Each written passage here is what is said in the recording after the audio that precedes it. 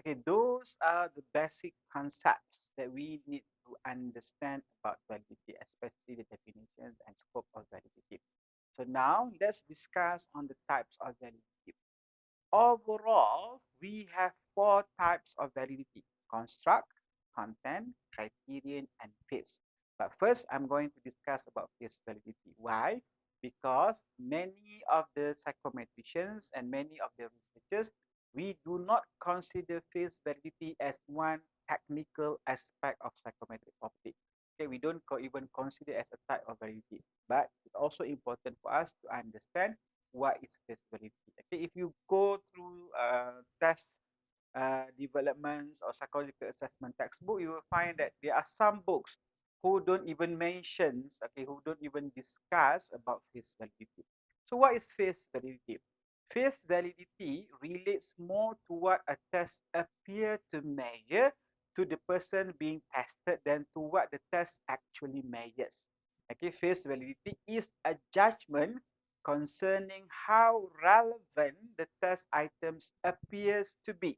Okay, how relevant the test item appear to be. So a test is said to be high in phase validity if the test appear. If the test appears to measure what is supposed to measure on the face value only, okay, on the face of it. So in the nutshell, face validity only look at how participants, how respondents perceive the test.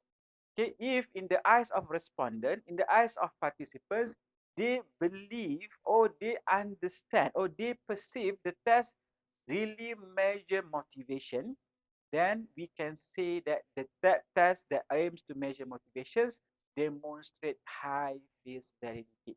Okay, if our respondents answer attitudinal tests, okay, attitudinal skills, and they feel that the test, the items really measure attitudes, so the test appear to measure attitudes, so we can say that the test have high face validity. On the other hand, when we ask our respondents to answer about intelligent tests, and then they feel that the items, the tasks that they need to perform do not really measure, do not really capture their intelligence, so we can say that that intelligent test have low face validity. So it's only appear about the public relations. Okay, face validity may be more a matter of public relations rather than psychometric importance. Okay, judgment about face validity are frequently thought of from the perspective of the test taker, okay, our participant and respondents. So not really talking or pay attention from the user, from the test developer or from the researcher perspective.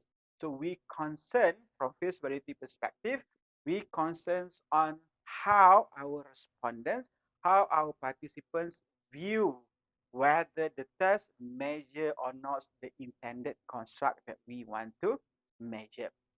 Okay, so here we can see that face validity is not really about the technical aspect of validity. It's about the face value. Okay, whether we should judge a book based on its cover or whether the cover demonstrate or really portray the contents of the books. Okay, so here is it important or not for us to measure face validity? So although it's not one type of technicalities of validity, it's still important for us to understand the risk of having a low face validity test. Okay, a test that is lack of face validity could contribute to a lack of confidence in the perceived effectiveness of the test.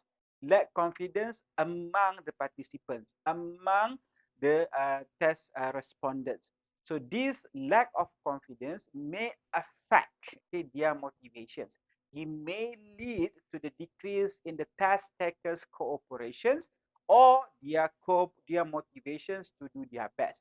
So it may end up that they're not going to perform to their ability, to their most able status or ability or capability, and the data that we got will not be valid. So in this case, this is the important risk that we need to understand.